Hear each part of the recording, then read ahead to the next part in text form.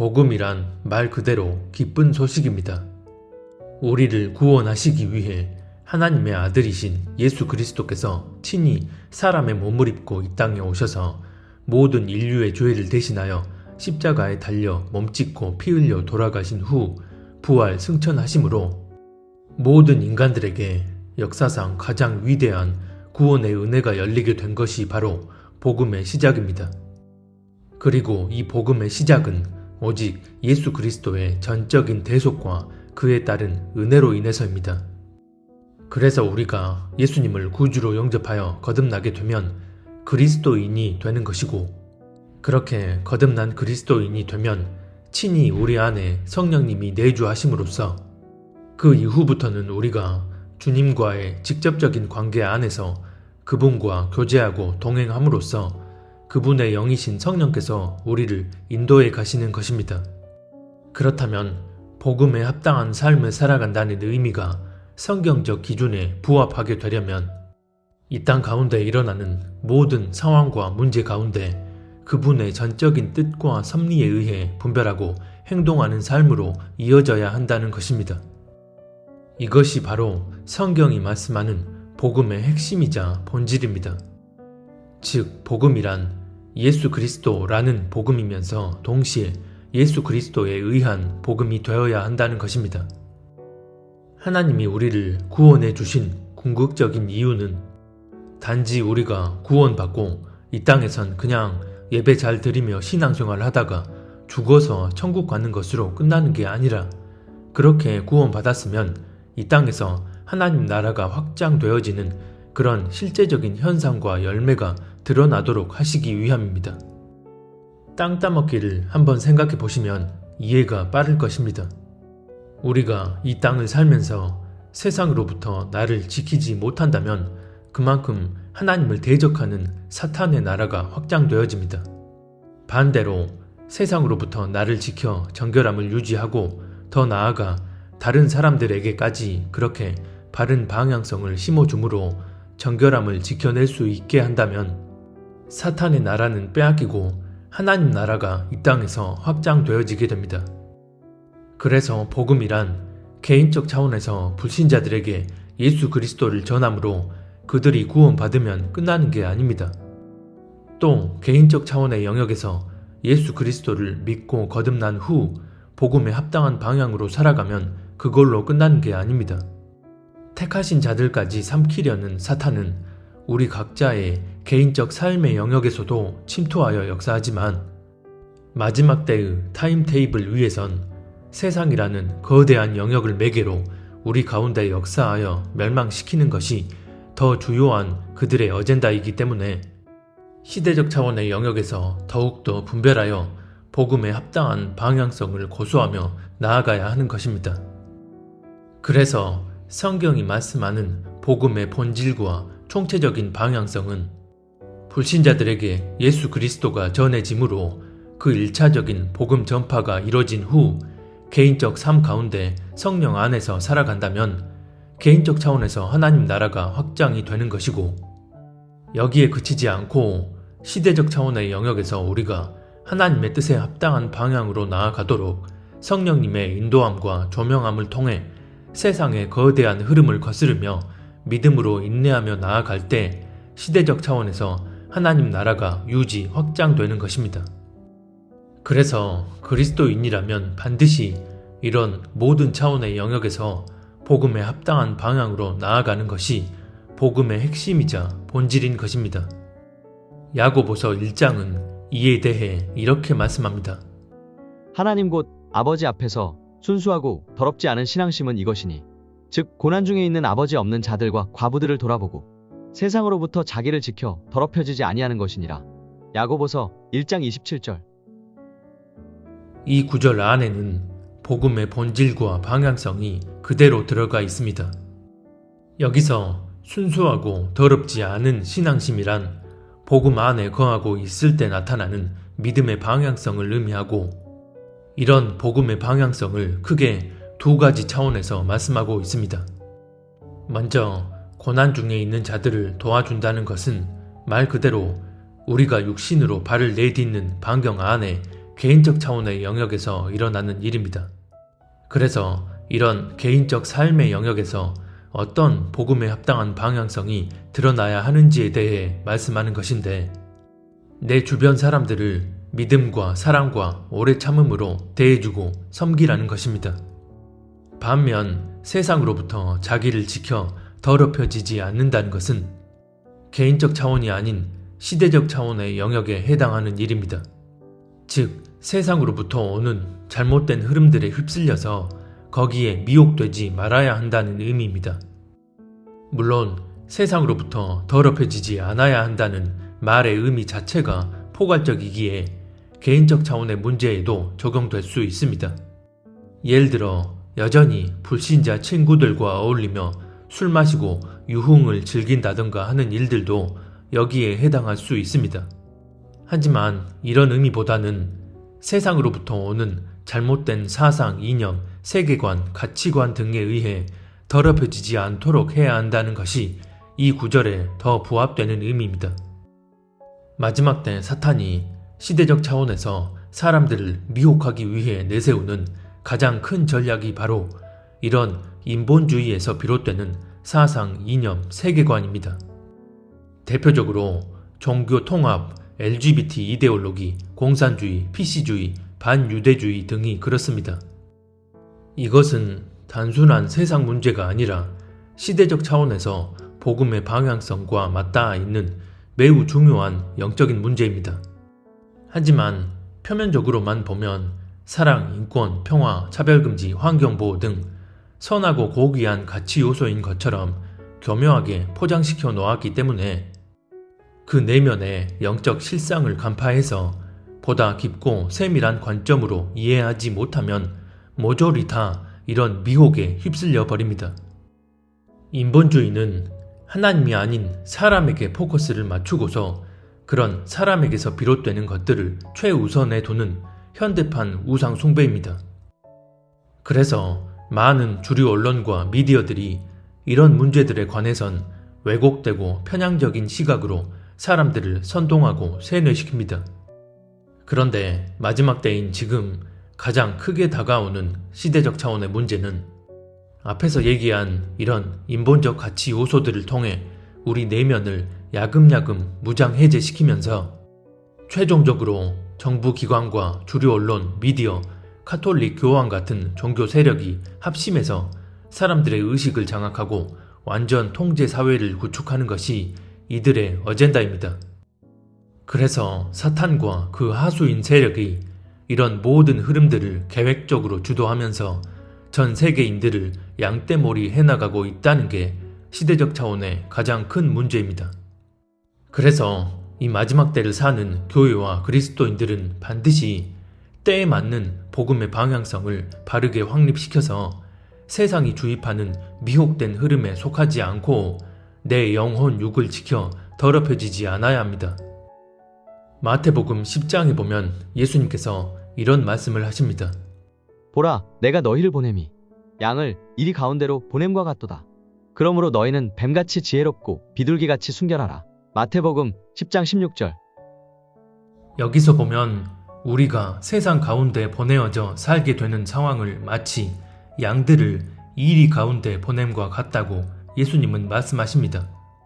그리고 그런 상황 가운데 우리가 어떻게 살아야 하는지를 말씀하시는데 그것은 바로 뱀같이 지혜롭고 비둘기같이 순결하라는 것입니다.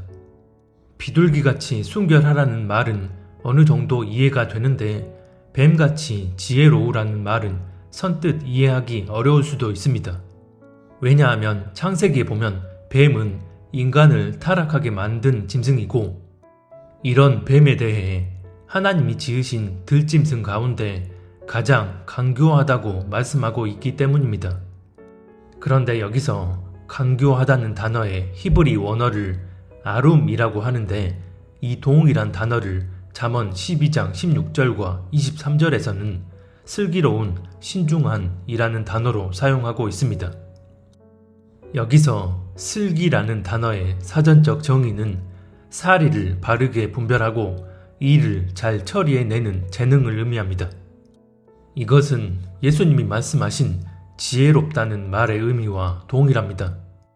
그렇다면 예수님이 비유로 말씀하신 비둘기처럼 순결하고 뱀처럼 지혜로워야 한다는 말은 늑대들이 우글거리는 이 세상에 살면서 늑대가 어떻게 양의 탈을 쓰고 우리를 잡아먹으려 하는지를 지혜롭게 잘 분별하여 그들에게 먹히지 않고 주님이 뜻하신 바대로 순결하게 나아가야 한다는 것입니다. 하지만 이런 세상을 살면서 뱀처럼 지혜로움은 없이 비둘기처럼 순결함만 강조하고 추구한다면 실상은 그 순결함조차도 진리 안에서의 진짜 순결함이 될 수 없다는 것을 의미합니다. 세상에 교묘한 거짓에 미혹되어 동화되어 가고 있는 상태인데 주구장창 순결함만 추구한다면 그 순결함 속에는 이미 거짓이 누룩처럼 퍼져 있다는 것을 의미하고, 그럼에도 깨닫지 못하고 자기가 옳다 여기는 바대로 순결해지려는 것이기 때문입니다. 이것은 하나님과 상관없는 본인만의 순결한 착각일 뿐입니다. 그래서 표면적으론 세상 문제로 보여지지만 그 내면의 본질적 실체는 우리의 구원과 직결되어 있는 엄중한 영적 문제임에도 사탄은 그저 세상 문제로 보이게끔 만들어 이런 세상 문제엔 관심 끄고 복음에만 관심 가지면 돼 라는 강교한 소리에 쉽게 넘어가 버립니다. 애초부터 그런 사탄의 거짓말에 아멘 하며 따라갈 수밖에 없도록 그 중심이 변질되어져 있었기 때문입니다. 주님 오심이 가까운 이 마지막 때에 내 중심이 변질되었는지를 확인할 수 있는 척도 중 하나가 바로 이런 시대적 차원의 문제들에 있어서 악을 선하다, 선을 악하다 하는 거짓에 미혹되어 그 흐름을 따라가고 있는지의 여부입니다. 그래서 오늘날 사역자들이나 그리스도인들을 보면 많은 경우 개인적 삶의 영역에선 나름 진정성을 갖고 복음에 합당한 방향으로 나아가기 위해 노력하는 부분이 있습니다. 사람과의 관계에 있어서 말씀을 기반으로 말과 행동을 하고 죄 문제에 있어서도 치열하게 영적 씨름을 하는 등 복음에 합당한 방향성으로 나아갑니다.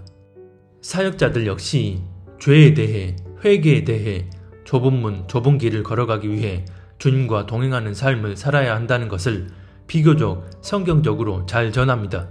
물론 이런 개인적 차원의 영역에서도 복음에 합당치 못한 방향성을 가진 분들도 많지만 어쨌든 개인적 차원에선 이렇게 복음에 합당한 방향으로 잘 나아가지만 동시에 시대적 차원에 관한 문제에 있어선 공산주의라는 사상 자체는 문제가 없지만 그걸 악용하는 것이 문제다 라는 식의 그럴듯해 보이는 주장을 하면서 공산주의를 교묘히 합리화하며 사람들을 현혹시킵니다. 더 나아가 북한의 3대 세습 우상 독재 정권과의 평화와 연합에 대한 교회적 사역의 당위성을 역설합니다. 이것은 악을 선하다 하며 교회를 우상에게 갖다 바치려 하는 것과 다를 게 없습니다. 또 WCC, WEA, 카톨릭 등과의 교류 연합에 대해 장단점이 있으니 꼭 나쁘게만 봐선 안 된다 주장하며 조만간 도래할 적그리스도 체제의 종교 통합 어젠다에 자기도 모르게 부역을 합니다.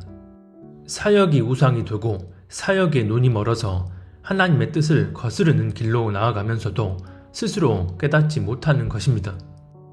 LGBT 이데올로기에 대해서도 사랑, 인권 등의 선한 껍데기로 포장해 놓고 저들의 성적 인권을 존중해야 한다는 식의 세상이 강요하는 인본적 논리 흐름을 그대로 따라가면서 성경 말씀을 거스르는 방향으로 사람들을 미혹합니다.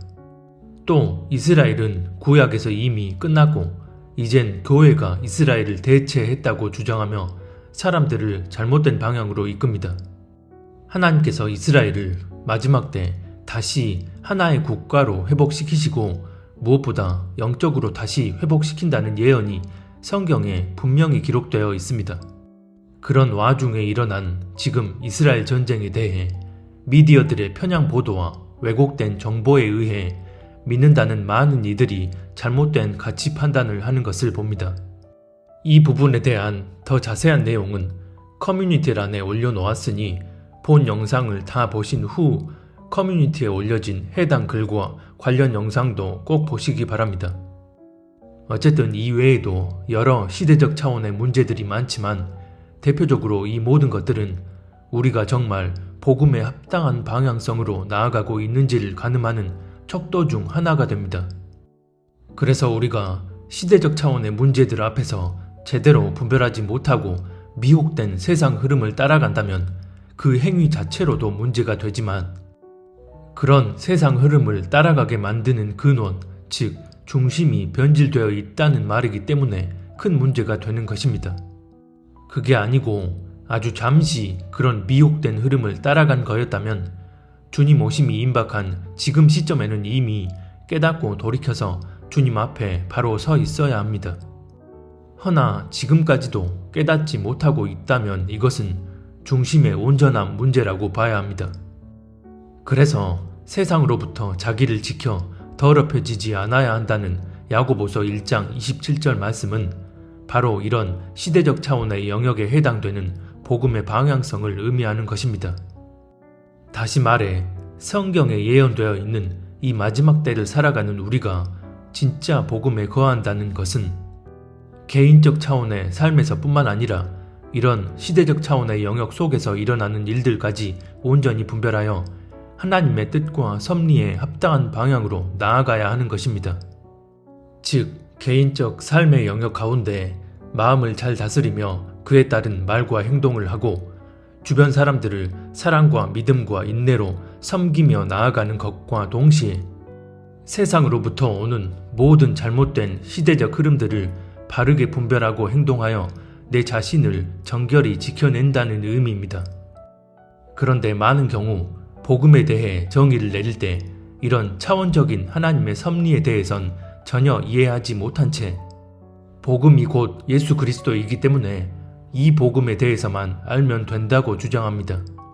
다시 말해 개인적 차원의 영역에서 날마다의 삶 가운데 복음에 합당한 방향으로 나아가야 한다는 그 부분에만 모든 포커스를 맞춥니다. 이것은 복음을 지극히 단편적이고 피상적으로만 이해하고 있는 것일 뿐입니다. 더 나아가 이것은 하나님 앞에 아주 교만한 태도일 수 있습니다. 하나님이 개입하시고 역사하시는 섭리의 반경을 자신이 옳다 여기는 그 기준을 가지고 제한해버린 채 자기 멋대로 복음의 정의를 규정해버리고 있기 때문입니다. 그래서 표면적으로 보면 복음과 별 상관없어 보이는 문제, 예를 들면 이 악한 물질주의 문제가 실상은 마지막 때를 사는 우리에겐 구원과 직결되는 너무나 중요한 시대적 차원의 문제임에도 이런 메시지를 듣게 되면 예수 그리스도의 복음만 알고 예수 그리스도의 복음만 전하면 되지 왜 이렇게 쓸데없는 세상 얘기를 하느냐고 말합니다. 이것이 복음과 아무 상관없는 단순 세상 얘기인지 아니면 세상으로부터 오는 것들을 잘 분별해서 우리가 더럽혀지지 않아야 하는 그런 세상에 관한 얘기인지를 전혀 분별하려 하지 않는 것입니다. 더 큰 문제는 이것이 강대상 위에서 교인들을 바른 길로 인도해야 할 책임이 있는 사역자의 방향성이라면 문제는 더 심각해집니다. 그래서 큰 교회 같은 경우는 팬데믹 당시 이 주사를 맞지 않으면 아예 교회 출입도 못하게 하는 일도 있었고 목회자가 강대상 위에서 자신은 거듭해서 주입받았다고 당당히 말하며 교인들에게 미혹된 선포를 해버립니다. 이것이 안타깝지만 오늘날 대부분의 교회와 교인들의 영적 현실입니다. 아직 휴거가 일어나지 않은 지금은 개인적 차원의 영역에서 뿐만 아니라 시대적 차원의 영역에서도 하나님의 뜻과 섭리를 잘 헤아려서 복음에 합당한 방향으로 나아갈 수 있어야 합니다. 이게 안 되면 왜 하나님 앞에 심판을 받을 수밖에 없는지 성경은 아주 분명하게 말씀합니다. 계시록 2장과 3장에 보면 소아시아의 7교회 가운데 칭찬과 동시에 책망을 받는 세 교회인 에베소, 버가모, 두아디라 교회에 대해 말씀하고 있습니다. 우리는 이 부분을 아주 심각하게 생각해 봐야 합니다. 그들이 하나님 앞에 받은 칭찬만 놓고 보면 이런 사람들이 구원받지 못하면 대체 누가 구원받을 수 있을까 싶을 정도로 정말 귀한 일들을 몸소 실천했던 그런 교회들입니다. 하지만 결론적으로 이 교회들은 하나님 앞에 합당하지 못한 그 부분으로 인해 회개하지 않으면 심판을 받게 된다는 무서운 경고의 메시지를 받습니다. 대표적으로 두아디라 교회를 향한 말씀을 보면 이렇습니다. 내가 내 사업과 사랑과 믿음과 섬김과 인내를 아노니 내 나중 행위가 처음 것보다 많도다. 그러나 내게 책망할 일이 있노라. 자칭 선지자라 하는 여자 이세벨을 내가 용납함이니 그가 내 종들을 가르쳐 꿰어 행음하게 하고 우상의 재물을 먹게 하는도다. 또 내가 그에게 회개할 기회를 주었으되 자기의 음행을 회개하고자 하지 아니하는도다. 볼지어다 내가 그를 침상에 던질 터이요 또 그와 더불어 가늠하는 자들도 만일 그의 행위를 회개하지 아니하면 큰 환난 가운데에 던지고. 요한계시록 2장 19절로 22절. 이 말씀은 복음의 근원 되신 예수 그리스도께서 직접 하신 말씀을 사도 요한이 받아서 기록한 것입니다. 모든 말씀들이 다 그렇지만 특별히 예수님이 직접 이렇게 말씀하셨다는 것은 이 구절 안에 복음의 총체적 방향성이 그대로 들어가 있다고 봐야 합니다. 다시 말해 예수님이 직접 하신 이 말씀 안에 개인적 차원과 시대적 차원에 대한 복음의 총체적인 방향성을 그대로 담고 있다는 것입니다. 먼저 19절 초반을 보면 예수님은 이들의 사랑과 믿음과 섬김과 인내의 행위를 안다고 하시고선 너희들의 이 행위가 처음보다 나중에 더 많았다고 말씀하십니다. 예수님이 칭찬하신 이 행위들은 모두 개인적 차원의 영역에 관한 일들입니다. 즉 교회가 복음에 합당한 방향으로 다른 사람을 사랑으로 섬기고 어려운 가운데 믿음으로 인내하며 그렇게 하나님 뜻대로 나아갔다는 것입니다. 그리고 이들이 행한 이 선한 행위들은 은혜 없이 오직 사람의 힘으로 행한 것들이 아니라는 말이 됩니다. 왜일까요? 은혜 없이 오직 자신들의 인간적 열심으로 그런 선한 행위들을 행한 거였다면 주님이 이 행위들에 대해 언급하시며 칭찬하실 수가 없습니다.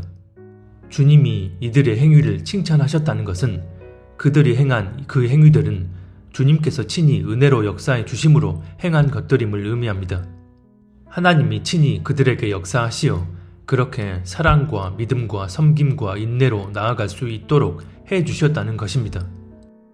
허나 그럼에도 그들은 최종적으로 주님 앞에서 합당하지 못하게 행한 부분, 즉 이세벨이라는 음녀를 교회 안에 용납해버리고 교인들이 이 음녀와 더불어 음행하게 만들어 버림으로써 회개하지 않으면 모두가 다 대환란에 넘겨진다는 무서운 심판의 경고를 받습니다. 이세벨이란 음녀로 하여금 사람들이 음행하게 되는 이 상황은 개인적 차원이 아닌 시대적 차원의 상황입니다. 이 음녀를 굳이 이세벨로 지칭한 이유를 보면 알 수 있습니다. 이세벨은 북이스라엘 아하브 왕의 아내로서 이스라엘 민족으로 하여금 우상을 숭배하게 만든 장본인입니다. 그래서 이 말씀은 교인들로 하여금 우상을 숭배하게 만드는 반진리적 흐름을 용납해 버렸다는 것입니다. 성경은 우상을 숭배하는 행위를 음행했다고 표현하기도 합니다. 그래서 고린도전서 10장 7절 이하에 보면 출애굽 백성들이 금송아지 우상을 만들어서 섬겼던 그 행위에 대해 그들과 같이 음행하지 말라고 표현합니다. 그리고 요한계시록은 이것을 음녀와 더불어 음행했다고 표현하는데 계시록 17장은 이렇게 말씀합니다. 또 7 대접을 가진 7 천사 중 하나가 와서 내게 말하여 이르되 이리로 오라. 많은 물 위에 앉은 큰 음녀가 받을 심판을 내게 보이리라. 땅의 임금들도 그와 더불어 음행하였고 땅에 사는 자들도 그 음행의 포도주에 취하였다 하고. 요한계시록 17장 1, 2절. 여기서 보면 온 땅 임금, 즉 각국 정부와 전 세계 사람들을 음행하게 만드는 음녀가 바로 두아디라 교회가 용납해버린 이세벨과 동일한 의미입니다. 앞에서 이세벨이 아합 왕의 아내라고 말씀드렸는데 왕의 아내, 즉 왕비라 하면 보통 그 땅에선 국모로 불립니다. 음녀 이세벨이 그 땅의 국모, 즉 어미라는 것인데 이는 이세벨이 음녀 중에 가장 큰 음녀라는 것을 의미합니다. 계시록 17장 4절 이하에 보면 이런 큰 음녀를 이렇게 표현합니다. 그 여자는 자주 빛과 붉은 빛옷을 입고 금과 보석과 진주로 꾸미고 손에 금잔을 가졌는데 가증한 물건과 그의 음행에 더러운 것들이 가득하더라. 그의 이마에 이름이 기록되었으니 비밀이라 큰 바벨론이라 땅의 음료들과 가증한 것들의 어미라 하였더라. 요한계시록 17장 4, 5절. 즉 바벨론 음녀에 의해 세상 가운데 임하게 되는 거대한 미혹의 흐름이 천하 만국에 퍼지고 이런 흐름이 교회 안에까지 스며들어올 때 그걸 용납해 버렸다는 것입니다. 그리고 이런 미혹의 흐름이 모든 세상 사람들에게 어떻게 임하는지에 대해 계시록 18장은 이렇게 말씀합니다. 등불 빛이 결코 다시 내 안에서 비치지 아니하고 신랑과 신부의 음성이 결코 다시 내 안에서 들리지 아니하리로다. 너의 상인들은 땅의 왕족들이라 내 복술로 말미암아 만국이 미혹되었도다. 요한계시록 18장 23절. 여기서 만국이 미혹되었다고 말씀하는데 이 미혹을 일으키는 수단이 바로 복술입니다.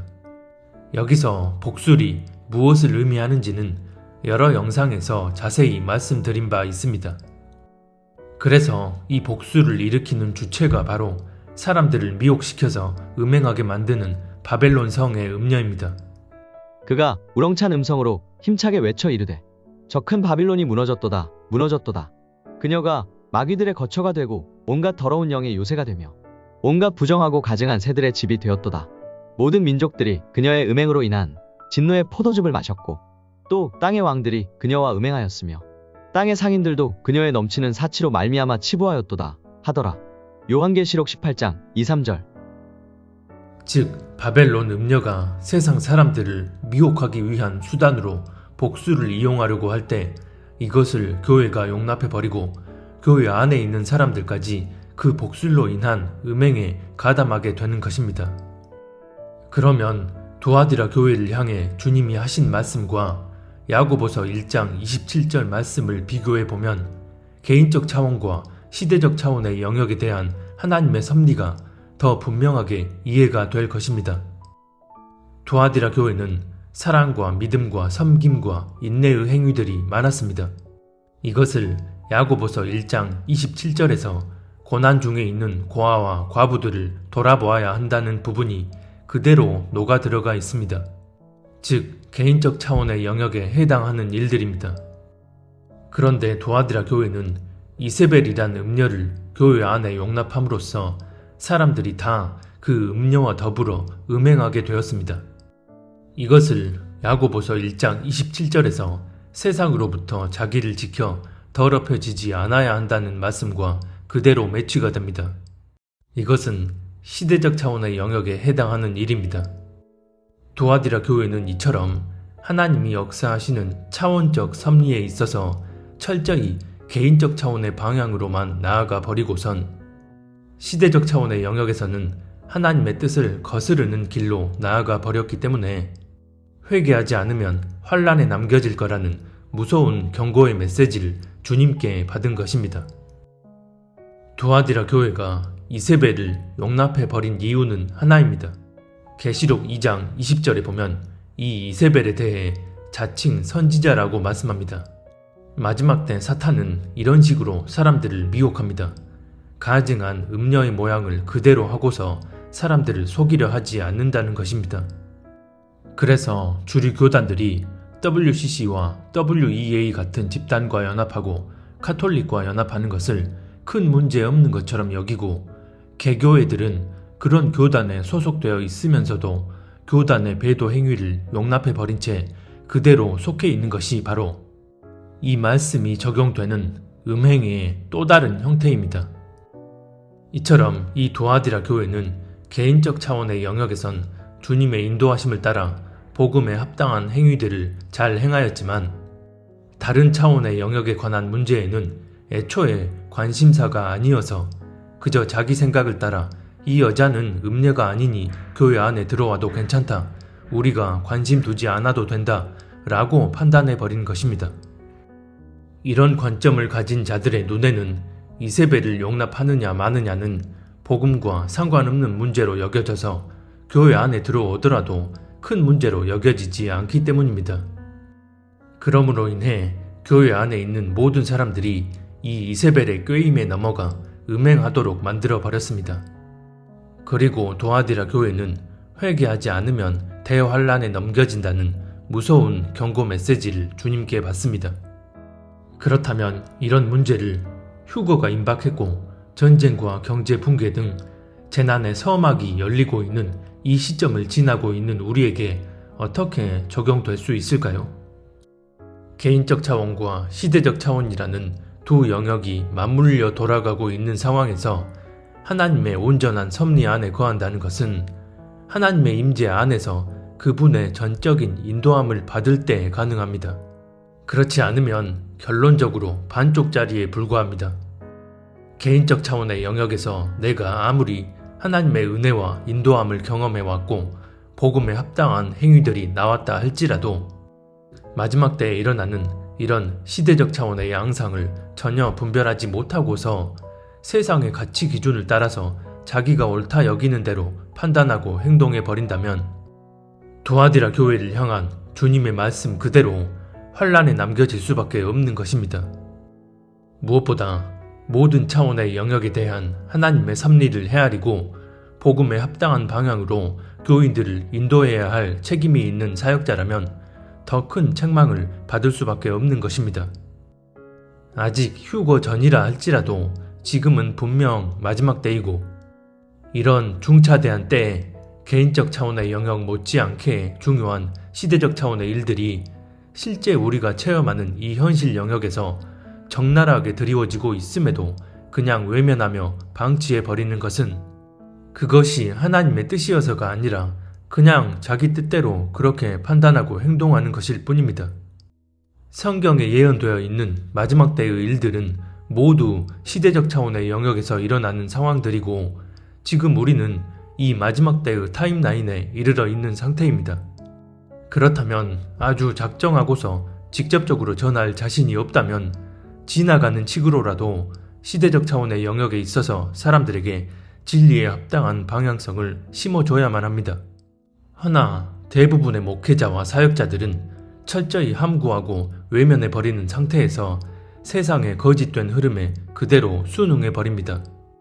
그리고 더 큰 문제는 아예 대놓고 악을 선하다 하며 미혹을 부채질하는 경우인데 시대적 차원의 문제에 있어서 세상의 거짓된 흐름에 그대로 녹아든 채 강대상 위에서 자신은 2번, 3번 거듭해서 이걸 주입받았다며 미혹된 메시지를 당당하게 선포하는 경우도 많습니다. 하지만 사람들이 이런 메시지를 걸러 듣지 못하는 이유는 메시지가 아닌 메신저에게 초점이 맞춰져 있기 때문입니다. 이 사역자들이 지금껏 개인적 차원의 영역에서 복음에 합당한 메시지를 전해왔었고 또 그 사역자를 통해 하나님이 역사하신 간증거리들이 너무나 또렷하기에 그 사역자는 무조건 주님이 쓰시는 신실한 사람이라 인식해버리고서 그 사역자의 말이 곧 하나님의 말씀인 것처럼 여기는 것입니다. 전염병 팬데믹처럼 맛보기에 불과한 이벤트에서도 세상의 눈초리가 무서워서 되도 않는 명분을 내세워 교회 문을 걸어 잠그고 세상의 거대한 흐름에 그대로 순응해서 목회자가 앞장서서 본을 보이며 대대적으로 자기 육신을 내어주었는데 환란 때에 일어날 이런 상황에서 과연 세상의 흐름을 거슬러 끝까지 믿음으로 인내하는 이들이 몇이나 될지 의문스럽기만 합니다. 개인적 차원과 시대적 차원의 영역이 균형적으로 맞물려 돌아가고 있는 지금은 아직 휴거가 일어나지 않았고 본격적인 시대적 차원의 일들이 펼쳐지지 않았기 때문에 주님의 뜻에 합당한 중심의 온전함이 증명되기 위해선 개인적 차원의 영역에서도 반드시 복음에 합당한 방향성이 삶 가운데 드러나야 합니다. 하지만 이런 개인적 차원뿐 아니라 하나님께서 맛보기로 허락하신 시대적 이벤트 가운데 복음에 합당한 믿음의 방향성을 고수할 수 있어야 합니다.